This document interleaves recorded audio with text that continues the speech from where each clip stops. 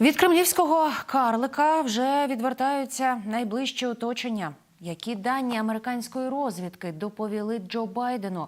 Що Володимир Зеленський говорить про можливість переговорів із ворогом? Чому міністр оборони вирішив звернутися до російського військового командування та офіцерів? І який ексклюзив П'ятому каналу про новітнє ППО «Насамс» та «Айріс-Ті» розповіли у повітряних силах ЗСУ? Дивіться хроніку подій 226-го дня Великої війни з Росією у матеріалі Олексія Пасака. День народження – сумне свято. Вочевидь, на честь ймовірно останнього ювілею Путіна, американська розвідка надала дані про те, що кремлівського керманича вже відверто критикує його ж найближче оточення. Принаймні, про це розвідка поінформувала Джо Байдена у щоденному аналітичному звіті. Повідомляють джерела видання «Вашингтон-Пост». Люди з близького кола Путіна вже відверто незадоволені і його керуванням війною, і втратами серед окупантів. З днем рождения. З тимчасово російським президентом уже ніхто і ні про що не говоритиме. На позиції українського глави держави наголосив міністр оборони. Тому Олексій Резніков звернувся не до можновладців, а до військового командування та російських офіцерів. Нагадав їм, що Росія відправила помирати їх не за добру справу. І уявна боротьба з країнами НАТО погано поєднується з родинами, які кремлівська верхівка вже давно перевезла до тих самих країн НАТО. Я вам скажу, что будет дальше. Тысячи российских парней погибнут. Еще больше останется без рук, без ног. Украинцам не нужна российская земля. Нам достаточно своей. И мы вернем ее всю. Мы гарантируем жизнь, безопасность и справедливость всем, кто откажется воевать немедленно. И мы добьемся трибунала для тех, кто отдавал преступные приказы. Вы еще можете спасти Россию от трагедии, а российскую армию от унижения и от позора. Но время уходит.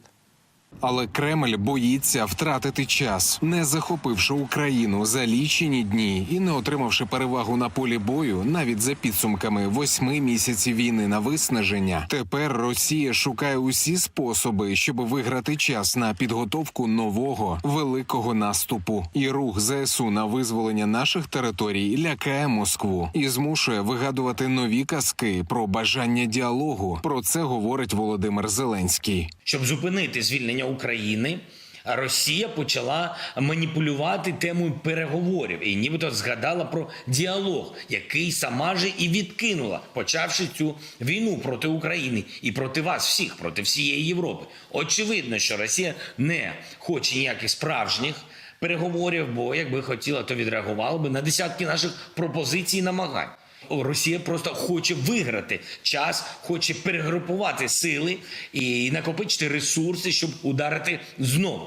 Ми маємо не дати їй це зробити. На виступі під час засідання Європейської ради президент України наголосив: нині завдання Європи – це безпека, і її не отримаєш шляхом поступок. Наше завдання – вигнати окупантів. І над цим і надалі працюють Збройні сили. За минулу добу запах бавовни відчули ще 350 окупантів. Також раптове займання сталося у 17 російських танків, 29 бойових броньованих машин, знищено 31 артилерійська система, одиниця спецтехніки та 8 одиниць автомобільної техніки. Підбито 20 ворожих безпілотників та 1 гелікоптер. І вже у п'ятницю на південному напрямку ворог втратив ще 1 гвинтокрил. Цього разу найбільш новітній – ударний К-52 «Алігатор». Про це повідомили у повітряних силах ЗСУ. Наші захисники неба щодня вдосконалюють свої навички зі збиття ворожих пташок і стануть першими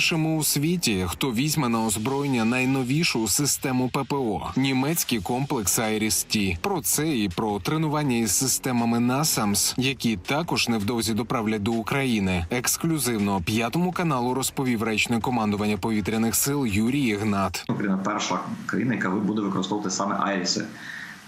Насамс, само собою, це вже давно на слуху, будемо очікувати. І дійсно фахівці, які будуть їх використовувати, вже здобувають певний досвід, певне навчання проходять. Тому З нетерпінням чекаємо, щоб посилити нашу систему ППО, бодай невеликою кількістю цих комплексів, але будемо очікувати на більші поставки. Як не дивно, але найбільші поставки Україні досі робить так званий російський ленд-ліз. Британська розвідка зауважила, що від початку Великої війни ЗСУ захопили близько 650 різних броньовиків та щонайменше 440 танків ворога. Тож, ймовірно, понад половина усіх танків, які нині має наше військо, це трофеї. Такі, як цей найсучасніший російський Т-90, захоплений під час наступу на Харківщині. На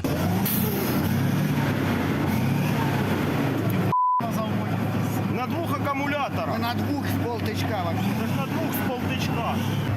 Командир бригади на трофейному танкі Т-90. Особисто за рычагами.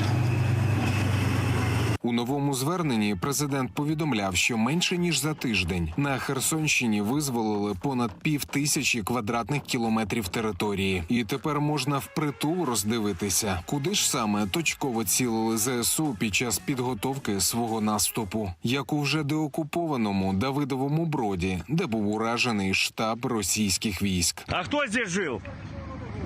Хто здесь жив? Олексій Пасак, 5 канал.